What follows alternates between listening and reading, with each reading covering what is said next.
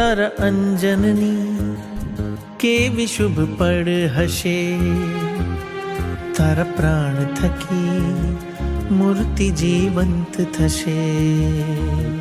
તારા અંજનની કેવી શુભ પડ હશે, તારા પ્રાણ થકી મૂર્તિ જીવંત થશે.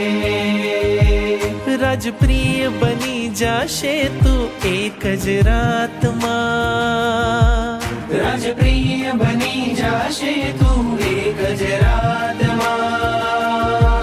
પરમાત્મા બની જાશે મારો આત્મા.